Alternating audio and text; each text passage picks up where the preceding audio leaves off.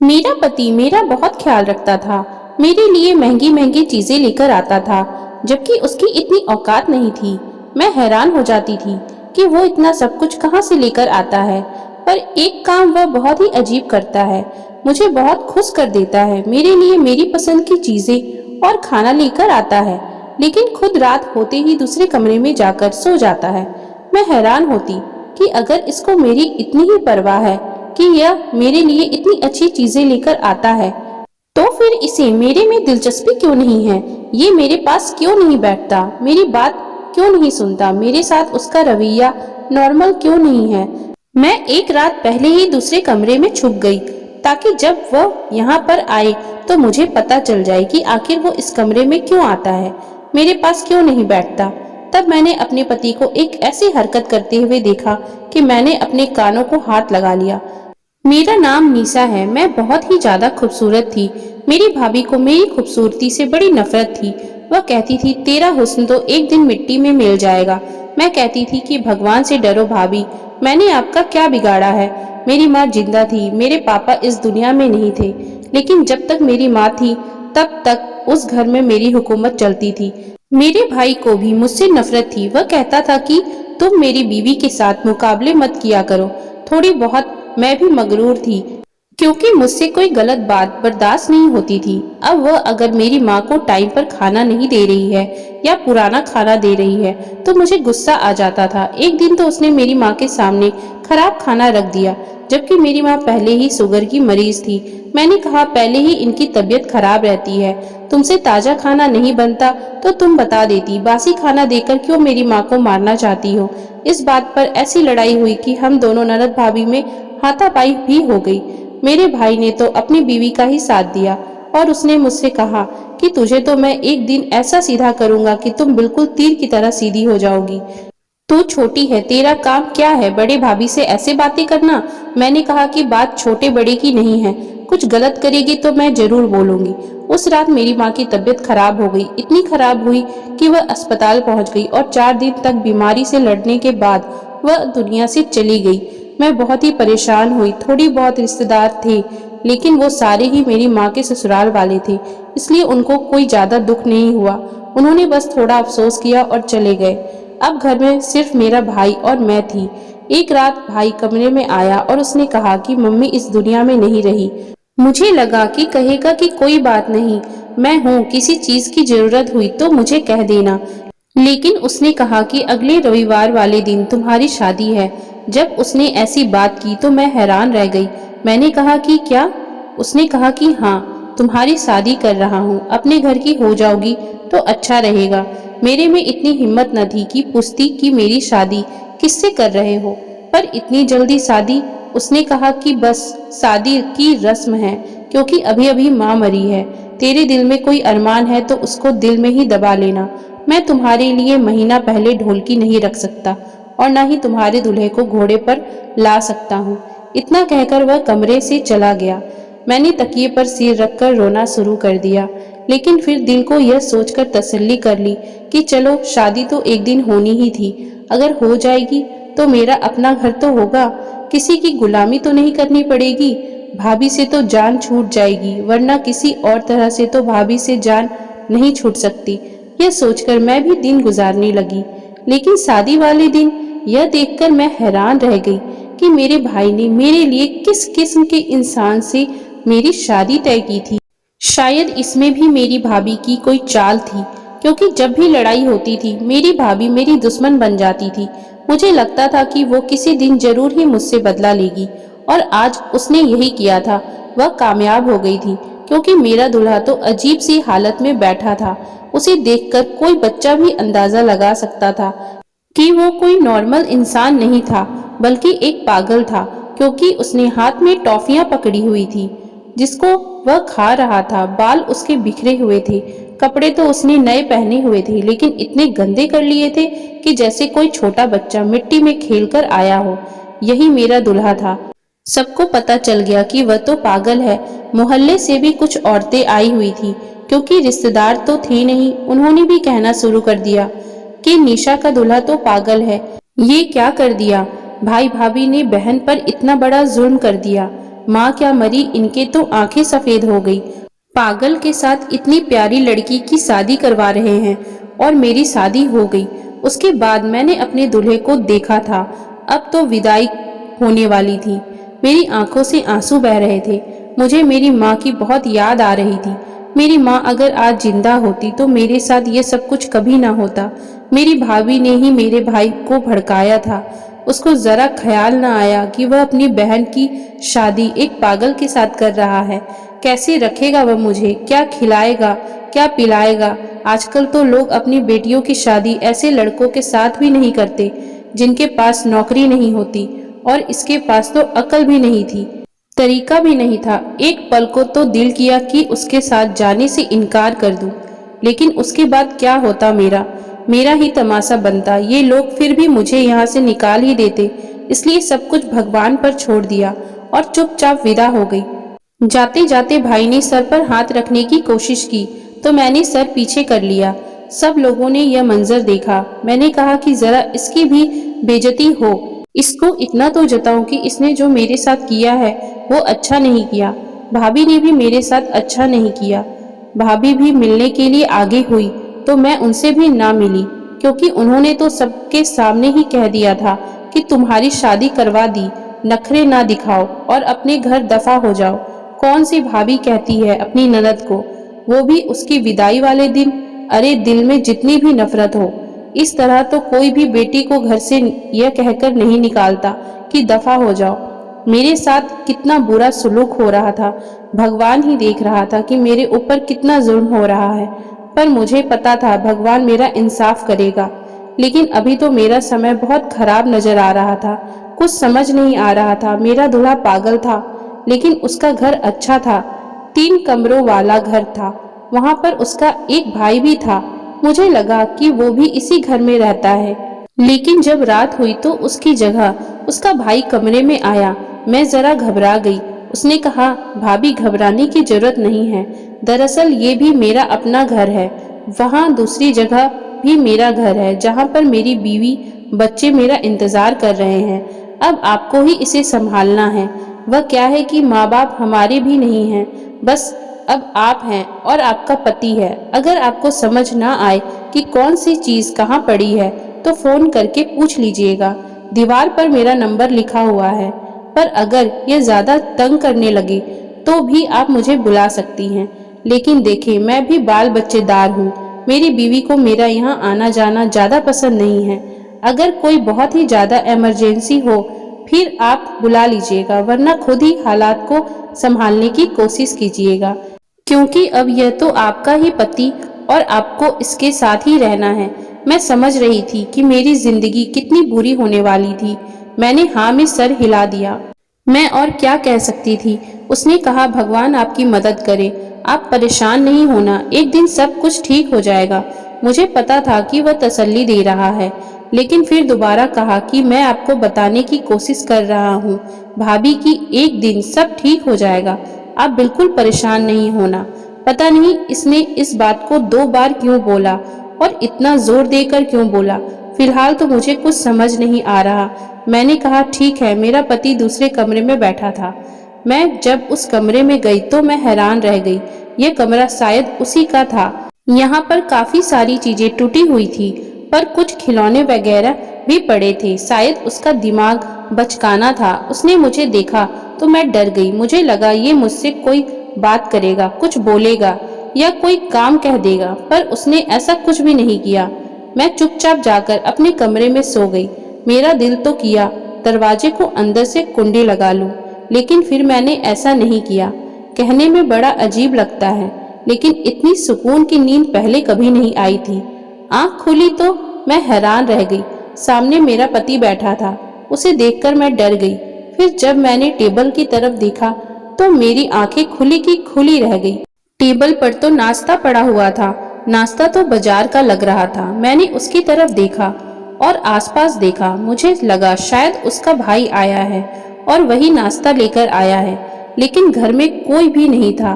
बाहर वाला दरवाजा तो अभी भी बंद था। रात को मैंने कुंडी खुद लगाई थी। मेरे पति ने मुझे कहा कि नाश्ता कर लो, और वो भी नाश्ता करने के लिए बैठ गया। मैं हैरान रह गई। मैंने कहा, इसको इतना पता है कि हमारी शादी हुई है तो बाजार से नाश्ता लेकर आना है। फिर ये कैसे पागल हुआ। लेकिन फिर उसने अजीब सा गाना गाना शुरू कर दिया। यह किसी कार्टून का गाना था। तो मैं समझ गई कि शायद ही एक नॉर्मल सी हरकत है। शायद इसे भी भूख लगी हो, उसके पास थोड़े बहुत पैसे हो। इतना काम तो कोई छोटा बच्चा भी कर लेता है। खैर, मैंने नाश्ता कर लिया। उसके बाद मैं घर को साफ करने लगी। मैं ये पूछना भूल ही गई थी ये घर कैसे चलता है। लेकिन फिलहाल तो घर में जरूरत की सारी चीजें पड़ी हुई थी। मैंने उसके भाई का नंबर मिलाया पर नंबर नहीं मिल रहा था। मैंने दोपहर का खाना भी बना लिया। मेरा घर ऐसे ही चलने लगा। मेरा पति अचानक ही कहीं चला गया तो मैं परेशान हो गई। मुझे लगा कि पता नहीं शायद घर से ही भाग गया है। मैंने इसलिए उसके भाई को कॉल किया।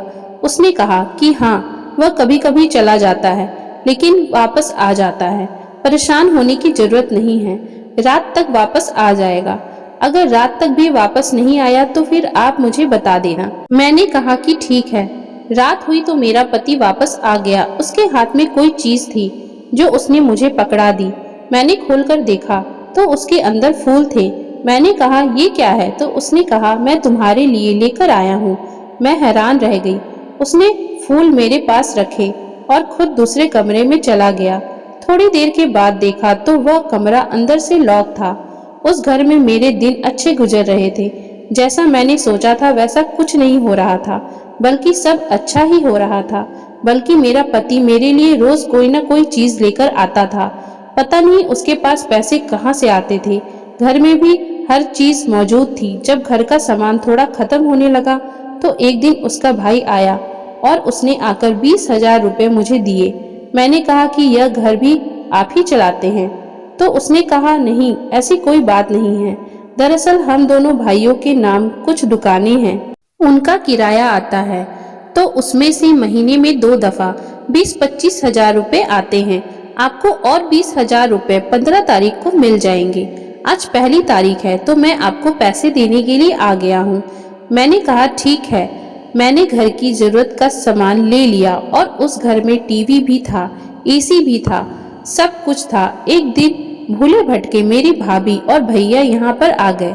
उनको तो पता था कि उन्होंने मेरी शादी पागल से करवाई है और मुझे पता था कि यही देखने आए होंगे कि मेरा क्या हाल हुआ है। लेकिन जब मुझे देखा तो वो हैरान रह गए। मैंने नया जोड़ा पहना हुआ था। मेरी भाभी ने कहा, यह जोड़ा कहाँ से आया? इन लोगों ने तो तुम्हारे लिए सिर्फ 2 ही जोड़े बनाए थे और हमने भी तुम्हारे लिए कुछ नहीं बनाया था। मैंने कहा, मेरे पति ने मुझे लाकर दिया है। उसने कहा कि तुम्हारे पति को तो मुंह हाथ धोने तक आता नहीं, तो तुम्हारे लिए नया जोड़ा कहाँ से लेकर आएगा? मैंने कहा कि उसी ने मुझे लाकर दिया है। आपको किसने कहा कि उसे मुंह हाथ धोना नहीं आता? यह देखे, मैं आपको दिखाती हूँ मेरे लिए क्या क्या लेकर आया है। जब मैंने सारी चीजें अपनी भाभी को दिखाई तो वह भी हैरान रह गई। उन्होंने कहा, यह सब कुछ कहाँ से लेकर आ रहा है? कहीं ये चोरी करके तो नहीं ला रहा है? मैंने कहा कि ये चीजें तो बिल्कुल नहीं हैं। उसने कहा, नहीं तो लग रही है। ये क्या बात हो गई? उनका तो ऐसा हो गया जैसे तीर निशाने पर नहीं लगा, कि जैसे वह मेरे साथ कुछ बुरा करना चाहती थी पर बुरा नहीं हुआ। तो बड़ी परेशान हो गई थी। खैर, मैंने भी सर उठाकर उनको सारी चीजें दिखाई और मैं बड़ी खुश हो गई। मेरी भाभी ने कहा, देखो, शायद मैंने जल्दबाजी में आकर गलत फैसला कर दिया था, लेकिन तुम तो खुश लग रही हो। मैंने अपने भाई को भी कहा कि आपने कोई गलत फैसला नहीं किया। मैं वाकई में बहुत खुश हूँ। मुझे कोई दिक्कत नहीं है। मुझे इस घर में किसी चीज की कोई कमी नहीं है। हम भी तो गरीब लोग ही थे ना। अगर हमारी शादी होती तो हमारे जैसे लोगों में ही होती। लेकिन यह देख लें, ये लोग तो आपसे अच्छे हैं। इस घर में तो एसी भी लगा हुआ है। गर्मी होती भी है तो सुकून की नींद आती है। मेरी भाभी का मुंह लटक कर रह गया था। मुझे पता था कि घर जाते ही यह मेरे भाई से झगड़ा करेगी। अच्छी बात है, मुझे खुश देखकर घर जाते आपस में झगड़ा करते, यही उनकी सजा थी। मेरा पति मुझसे कोई बात नहीं करता था। मेरे लिए चीजें भी लेकर आता था, मेरा ख्याल भी करता, मेरा ध्यान भी रखता। एक दिन मैं जा रही थी कि मेरे पाँव पर कोई चीज से लग गई तो उसने मेरे पाँव पर पट्टी बांधी। लेकिन रात होती तो वह दूसरे कमरे में चला जाता था और अंदर से लॉक लगा देता था। मैं बड़ी परेशान होती थी कि यह किस किस्म का मामला है। मैं उससे बात करना चाहती थी, पूछना चाहती थी। मैंने फिल्म ड्रामे में सब देखा था कि मोहब्बत से इंसान ठीक हो जाता है। शायद मैं भी उसको ठीक कर लेती, और अगर वो ठीक हो जाता तो फिर इस दुनिया का सबसे अच्छा मर्द होता, क्योंकि खूबसूरत वह था ही, जवान भी था, पैसों की कोई कमी नहीं थी, घर भी उसका अपना था और इतना सारा सामान भी था। अगर ऐसा होता तो मेरी पूरी जिंदगी सेट हो जाती। लेकिन वो मुझसे बात नहीं करता था। मेरी एक दोस्त पागलों की डॉक्टर बन गई थी। उसने मुझसे एक बार बताया था कि ऐसे लोगों को बहुत प्यार और मोहब्बत की जरूरत होती है, और अगर इनकी जिंदगी में कोई हो तो वो उसे बहुत प्यार और बहुत मोहब्बत देते हैं, मतलब आम इंसान से ज्यादा।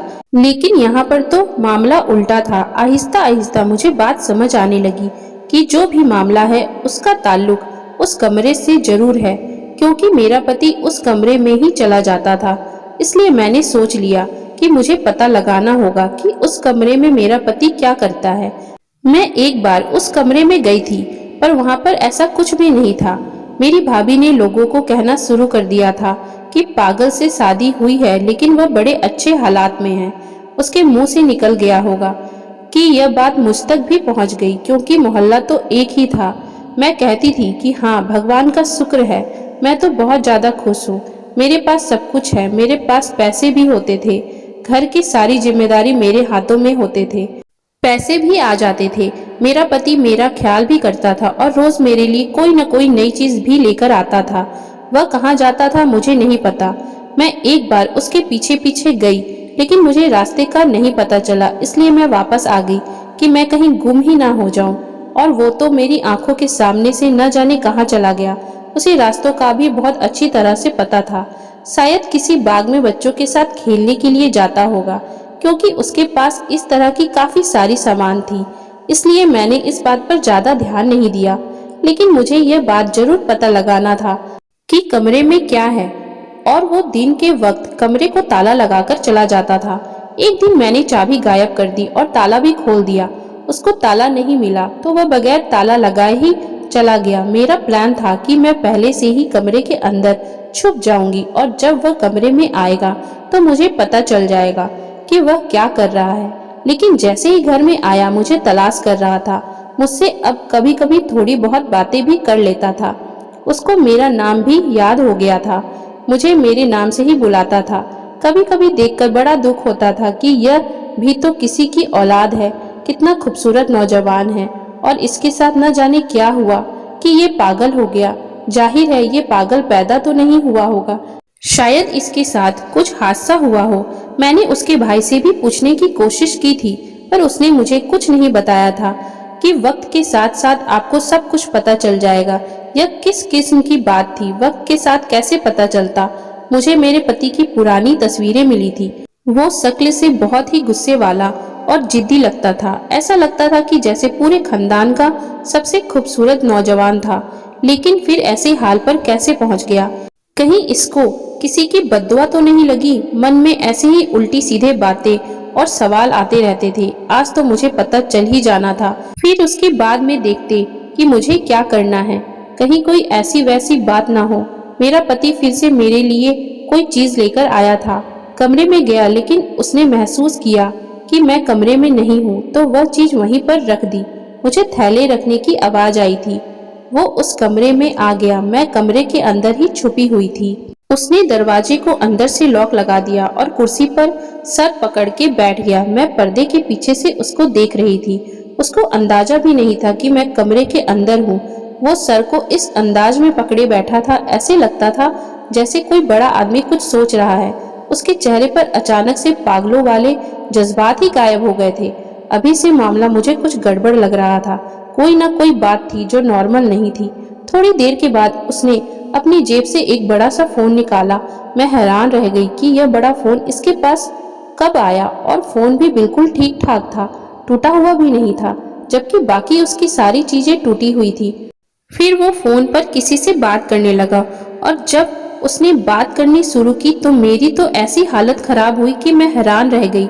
वह तो किसी समझदार आदमी की तरह बातें कर रहा था और कह रहा था कि देखें, मैंने आपसे पहले डील की थी, आप ये पैसे कारोबार में लगा दें, जो मेरी किस्मत होगी जो मेरा नसीब होगा मुझे मिल जाएगा। मैं हैरान रह गई थी कि वो मेरा पति, जो दुनिया के सामने पागल बना हुआ है, यहाँ पर बैठकर बिजनेस की डीलें कर रहा था। फिर ये लोगों के सामने पागल क्यों बना हुआ था और अपनी बीवी से झूठ क्यों बोल रहा था? अपनी बीवी को तो बता सकता था। दिल तो किया कि सामने आ जाऊं, लेकिन फिर सोचा कि देखती हूँ ये क्या करता है। फिर थोड़ी देर के बाद जेब से काफी सारे पैसे निकाले और फिर उनको एक साइड पर रख दिया। फिर दोबारा से किसी को फोन किया। इस बार मुझे समझ आया कि वह किससे फोन कर रहा है। वह अपने भाई को ही फोन कर रहा था। उसने कहा कि मेरा दिल करता है मैं निशा को सब कुछ बता दूं। वो मेरी बीवी है, मैं उसके साथ रहना चाहता हूँ। शायद दूसरा शख्स कह रहा था कि जल्दबाजी ना करो, तो उसने कहा कि जल्दबाजी कैसी, हमारी शादी को 4 महीने होने वाले हैं। जब मेरा जिक्र हुआ तो मैं सामने आ गई। मुझे देखकर हैरान रह गया। उसका मुंह खुला का खुला रह गया और फोन को एक साइड पर रख दिया। मैंने कहा कि यह सब कुछ क्या है, क्यों दुनिया के सामने पागल बने हुए हो? मैंने सब कुछ सुन लिया है। उसने कहा कि देखो, मैंने आज या कल तुम्हें बताना ही था। मैंने कहा कि मुझे सारी बात बताओ, आखिर बात क्या है? मेरी आंखों में आंसू आ गए। तो उसने कहा रो क्यों रही हो? मैंने कहा मुझे नहीं पता, बस मुझे रोना आ रहा है, मुझे बता दे कि क्या बात है। उसने मुझे ऐसी बात बताई कि मैं हैरान रह गई। उसने कहा कि मैं पूरे मोहल्ले का सबसे समझदार और पढ़ा लिखा लड़का था। मेरी बहुत अच्छी नौकरी भी थी। अभी भी मैं उसी नौकरी में हूँ, लेकिन सारी रात बैठकर ऑनलाइन काम करता हूँ। मैंने कहा कि फिर पागल बने क्यों फिरते हो? तो उसने कहा मेरी कुछ लोगों के साथ दोस्ती थी, पर मुझे नहीं पता था वो किसी और तरह के लोग थे। एक दिन हम लोग कहीं चले गए, वहां पर हमारा छोटा सा झगड़ा हो गया और हमारे हाथों एक आदमी मर गया। तो सारा इल्जाम उसने मुझ पर लगा दिया। अगर मैं पागलपन का नाटक न करता तो मुझे सजा हो जाती और मेरी सारी जिंदगी जेल में गुजर जाती, क्योंकि वो सब लोग भाग गए। पर मैं उस आदमी की जान बचाने के चक्कर में वहीं रह गया, लेकिन वह भी इस दुनिया से चला गया और इल्जाम मुझ पर आ गया। मुझे पुलिस पकड़कर ले गई थी। अभी भी वो लोग इसी मोहल्ले में रहते हैं। उसका मेरी वजह से नुकसान हुआ, इसलिए मुझे पागलपन की एक्टिंग करनी पड़ी। लेकिन सुना है अब उन्होंने अपना घर बार बेच दिया है और 1 महीने के बाद यहाँ से जा रहे हैं। बस उसके बाद मैं अपने तरीके से रह सकता हूँ। तुम्हें यह सब कुछ मैंने इसलिए नहीं बताया कि एक दफा वो लोग यहाँ से चले जाएं तो फिर मैं तुम्हें भी बता दूंगा। तुम्हारे भाई ने जब कहा कि उसे ये रिश्ता मंजूर है तो हम लोग बड़े हैरान हुए। हमें पता चल गया था, इसलिए मैंने बिना देखे ही शादी के लिए हाँ कर दिया था। सोचा कोई तो पुण्य कमा लूं तुम्हें बचाने की खातिर। तुमसे बहुत मोहब्बत करता हूँ, तुम बहुत अच्छी लगती हो। बाहर जाता हूँ तो वह भी काम के सिलसिले में ही जाता हूँ। तुम्हारा चेहरा मेरी आंखों के सामने आ जाता है तो फिर सोचता हूँ कि तुम्हारे लिए कोई चीज ले लूं। सोचता हूँ कि कहीं तुम हालात से तंग आकर मुझे छोड़कर ना चली जाओ, कि एक पागल के साथ मेरी जिंदगी बुरी गुजर रही है, इसलिए तुम्हारे सारे नाज नखरे उठाने की कोशिश करता हूँ। तुम्हारे लिए तोहफा लेकर आता हूँ कि कम से कम तुम खुश तो रहोगी। तुमसे बहुत मोहब्बत करता हूँ। मेरी आंखों में फिर से आंसू गिरने लगे। उसने कहा कि आप क्यों रो रहे हो? मैंने कहा कि खुशी से रो रही हूँ। उसने कहा अजीब हो, दुख से भी रोती हो और खुशी से भी रोती हो। अरे देखो, मैं तुम्हारा पति हूँ, तुम्हारी जिंदगी बहुत अच्छी होने वाली है। 1-1.5 महीने तक हमें नाटक करना होगा और इसके बाद सब कुछ ठीक हो जाएगा। मैंने कहा कि मुझे कोई दिक्कत नहीं है। मैं तो सोच रही हूँ कि भगवान ने मुझे मेरी किस पुण्य का तोहफा दिया है। मैंने कभी किसी का बुरा नहीं किया था, पर मेरे अपने भाई ने मेरे साथ इतना बुरा किया, और शुक्र है कि आप बिल्कुल ठीक है। उसने कहा कि परेशान नहीं हो, सब ठीक है और हमेशा ठीक रहेगा। मैं तुम्हारा पति हूँ, हमेशा तुम्हारा ख्याल रखूंगा, तुम्हारे साथ रहूंगा। हमारी जिंदगी बहुत अच्छी होगी। और ऐसा ही हुआ। आहिस्ता आहिस्ता ये बात मशहूर कर दी। मैंने अपने पति का इलाज करवा लिया है और हमारी जिंदगी मिसाल बन गई। दोस्तों, अगर आपको हमारी ये कहानी पसंद आई तो वीडियो को लाइक करें और ऐसे ही अच्छी कहानियां सुनने के लिए हमारे चैनल को सब्सक्राइब कर लें, जिससे मैं आपके लिए और भी अच्छी अच्छी कहानियां लाती रहूं। Thank you for watching.